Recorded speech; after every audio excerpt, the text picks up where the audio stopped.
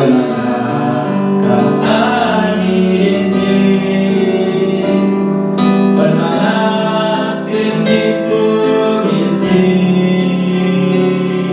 너는 걷지 못하고 나는 말을 못해도 우리는 한 마음으로 즐거우며 찬양하리라. 우리 예배는 하나님을 위한 것, 이곳에 우리 모인 이유 예수 그의 놀라운 사랑, 그 사랑 그가 우리 인도하심이라.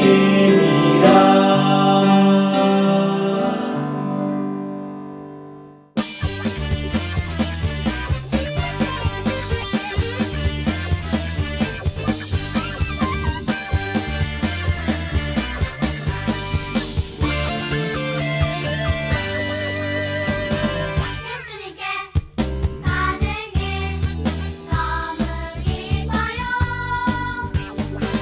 노래하며 가는 길 너무 신나요. 시간 주님이 그 팔 벌려 맞아주시네. 난 지금 너무나 행복해요. 주님 그만해. 나나나나 welcome to England. 나나나나 welcome to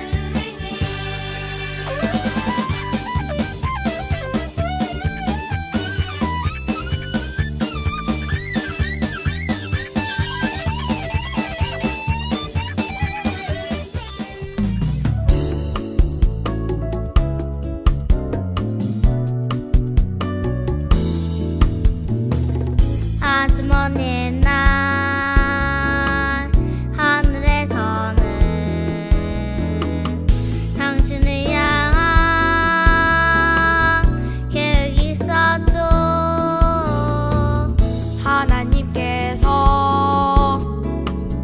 바라보시며 좋았더라고 말씀하셨네. 이 세상 그 무엇보다 귀하게 나의 손으로 창조하였노라.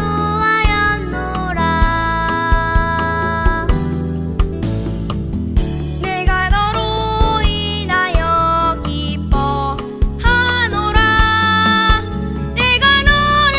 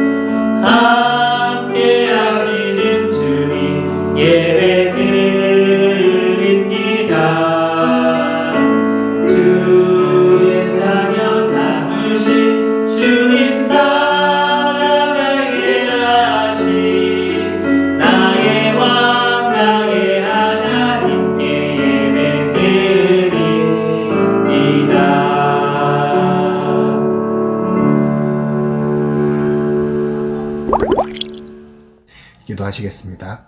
하나님 아버지 감사드립니다. 한 주를 또 무사히 잘 보내고 주일을 맞아 소망부 예배를 함께 하심을 감사드립니다. 요즘 코로나로 인하여 참으로 힘든 시기를 지나가고 있습니다. 우리 소망부 친구들이 정신적으로나 육체적으로 지치지 않고 하나님을 의지하고 나아갈 수 있도록 함께하여 주시옵소서. 오늘 소망부 예배를 통하여 우리 소망부 친구들이 하나님을 조금 더 알고 하나님의 마음으로 하나님의 뜻을 함께할 수 있는 우리 친구들이 되게 하여 주시옵소서. 감사드리며 예수님의 이름으로 기도드렸습니다. 아멘. 샬롬 소망부 친구들, 새로운 해 2022년이 밝았습니다. 올해 우리 만나교회 주제는요, 말씀으로 돌아가자입니다. 지난해를 끝으로요, 구약을 모두 마치고 오늘부터는요, 약 75주간 신약의 말씀을 살펴보려고 합니다. 더불어 작년 한 해 계속해서 진행했던 성경 읽기도요, 동일하게 매달 수요일 오후 3시에 진행되니 많은 참여 부탁드립니다. 또한 김병삼 담임 목사님의 매일 만나 유튜브의 채널에 들어가시면 담임 목사님께서 진행하시는 성경 읽기도 들을 수 있습니다. 관심 있으신 친구들이나 학부모님, 선생님들은 함께 하셔도 좋을 것 같습니다. 2022년 그 어느 해보다요, 더욱 말씀으로 우리의 삶을 가득 채우는 시간이 되기를 소망합니다. 오늘은 시리즈 설교 79번째 이야기, 예수님이 오시기까지 라는 제목을 가지고 마태복음 1장 말씀을 다 함께 살펴보고자 합니다. 지난주 설교를 통해서요, 구약과 신약은요, 긴밀하게 연결되어 있다라고 이야기 드렸어요. 마치 엄마와 아빠를 서로 뗄래야 뗄 수 없듯이 말이죠. 구약에서는 예수님의 탄생을 다루는 책들이 많이 있는데요. 구약은요, 약속된 메시아가 여자의 후손으로 태어나 아브라함, 이삭, 야곱의 자손으로, 그리고 유다 지파의 자손으로 오실 것이라고 이야기합니다. 또 이새의 줄기에서, 그리고 다윗의 집에서 태어날 것이다 라고 예언했습니다.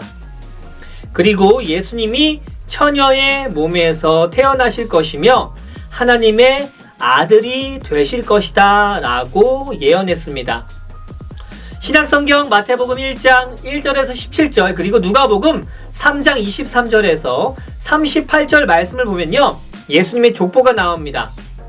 마태복음의 기록은 예수님이 유대인의 왕이시며 다윗 왕위의 상속자라는 사실을 보여줍니다. 그리고 누가복음에 나오는 예수님의 족보는요, 아담의 후손으로 오신 예수님께 초점을 맞추고 있습니다.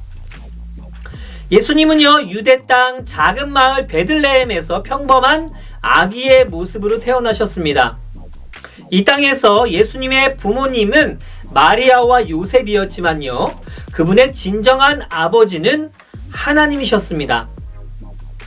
우리에게 족보가 있듯이요, 예수님의 족보도 있습니다. 그 족보는 이러합니다. 아브라함은 아들 이삭을 낳고요, 이삭에게는 두 아들이 있었는데 그 중에 한 명이 우리가 몇 번씩 들어본 야곱이었습니다. 야곱도 바로 예수님의 족보에 속한 사람이었는데 그 후 몇 대가 흐르고 살몬이라는 사람이 태어났어요. 살몬은요, 이스라엘 정탐꾼들을 여리고 성에 숨겨주었던 라합과 결혼했습니다. 이 라합은요, 아들을 낳았는데 그 이름이 보아스였어요. 그리고 보아스는 룻과 결혼했습니다. 또 보아스와 룻은 아들을 낳았는데 그 이름은 오벳이었어요. 오벳은 아들 이새를 낳았습니다. 그리고 이새의 아들 중 여러 명의 아들이 있었는데요, 그의 막내 아들은 우리가 너무나 잘 아는 다윗입니다. 다윗은 양을 돌보는 평범한 소년이었지만 중심을 보시는 하나님께서 다윗을 이스라엘의 왕으로 기름 부으셨습니다. 다윗은요, 하나님을 찬양하는 것을 참 좋아했던 사람이었는데요, 그는 많은 시편을 썼고 그 중에 몇몇은요, 이 땅에 오실 예수님에 관한 내용이 담겨져 있습니다. 그리고 시간이 오래 흘러 맏단이라는 사람이 태어났어요. 맏단의 아들은요, 야곱이었고요, 야곱의 아들은 요셉이었습니다. 그런데 우리가 헷갈리지 말아야 하는 것은요, 구약 성경 창세기에 나온 야곱과 요셉과는 이름은 같은데 인물은 다른 사람이라는 것을 기억했으면 좋겠어요. 이제 그 요셉은 마리아와 결혼했고요, 마리아는 예수님의 어머니가 되었습니다. 요셉과 마리아는 예수님을 아들로 길러냈어요. 이렇게 예수님에게도 많은 조상들 그리고 족보가 있었습니다.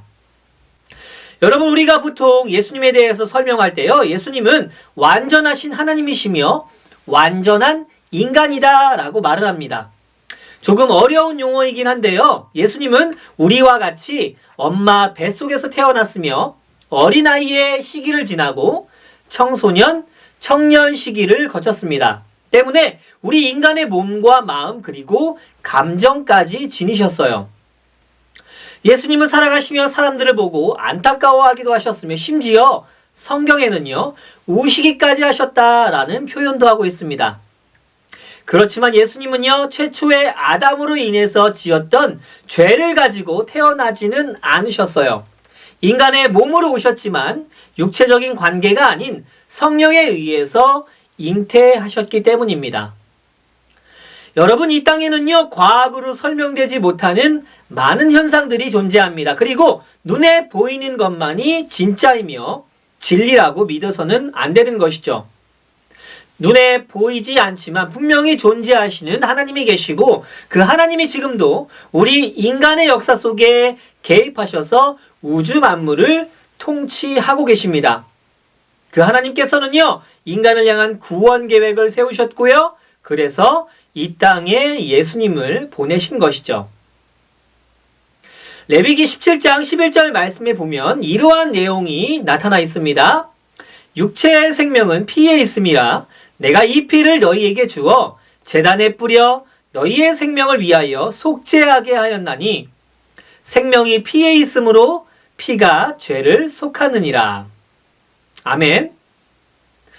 여러분, 생명은요, 피에 있다라고 이야기하며 그 피의 희생이 있을 때 죄가 사여진다라고 위의 말씀은 이야기하고 있습니다. 예수님은 죄를 짓지 않으신 분이셨지만요, 우리를 위해서 죄를 짊어지셨고 우리의 연약함에 공감하셨으며 우리의 죄를 사하기 위해 화목제물이 되셨습니다. 죄가 있는 사람은요, 죄로 물든 사람을 구원할 수 없기에 예수님은요, 우리의 죄를 용서하시기 위해서 성령으로 잉태하신 것이죠. 로마서 5장 19절 말씀, 한 사람이 순종하지 아니함으로 많은 사람이 죄인 된 것 같이 한 사람이 순종하심으로 많은 사람이 의인이 되리라. 여러분, 지난주에 이야기 드렸듯이요, 예수님의 오심은요, 기쁘고 즐거운 일이지만 한편으로 안타까운 일입니다. 왜냐하면요, 예수님께서 이 땅에 오심은 최종적으로 죽기 위해 오셨기 때문이에요.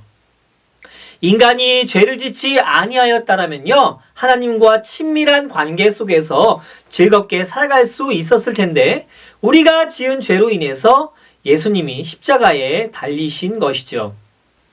여러분, 많은 사람들은요, 살기 위해 살아갑니다. 살기 위해 돈을 벌고 살기 위해 일을 하고 살기 위해 먹기도 합니다.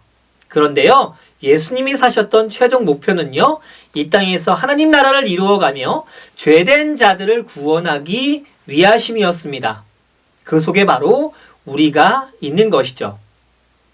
그러므로 사실 우리가 구원받았다고 하는 것은요, 참으로 놀라운 일이 아닐 수 없습니다. 여러분의 삶을 구원으로 인도하시기 위해서 우리가 태어나기 훨씬 오래 전부터 하나님은 예수님을 이 땅에 보내실 것을 계획하셨고요, 많은 사람들을 통해서 준비시켰으며 그 하나님은 나를 위해 예수님을 세상에 보내신 것입니다. 우리가 무엇이기에 하나님은 그토록 놀라운 계획을 준비하셨는지 하나님의 섭리하심에 늘 감사해야 하는 것이죠.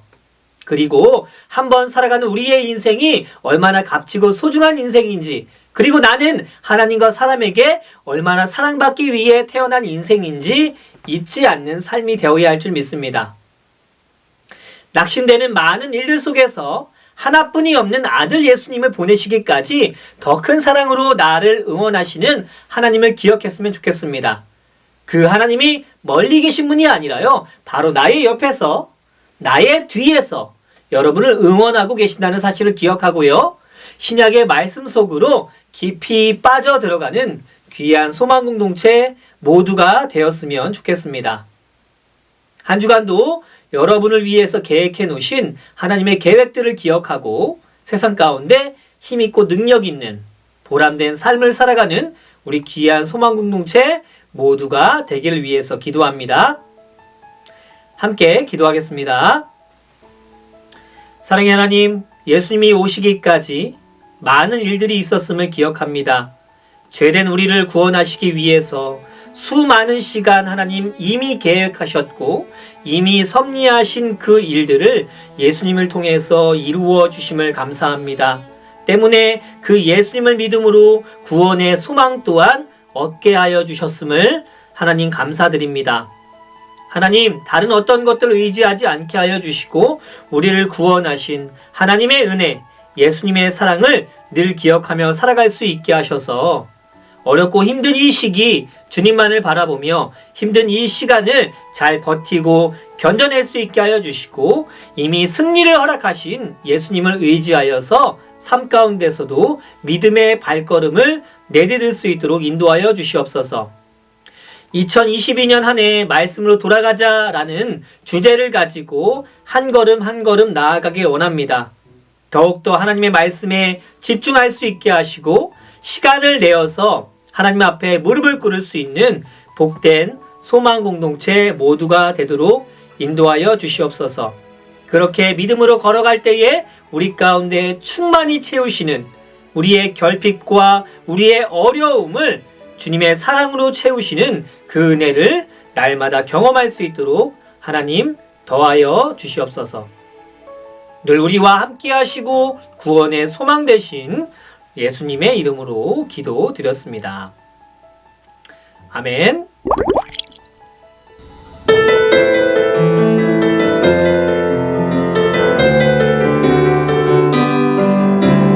하늘에 계신 아버지, 이름이 거룩히 여기를 받으시오며 나라의 임하옵시며 뜻이 하늘에서 이룬 것 같이 땅에서도 이루어지이다. 오늘날 우리에게 일용할 양식 주시옵소서.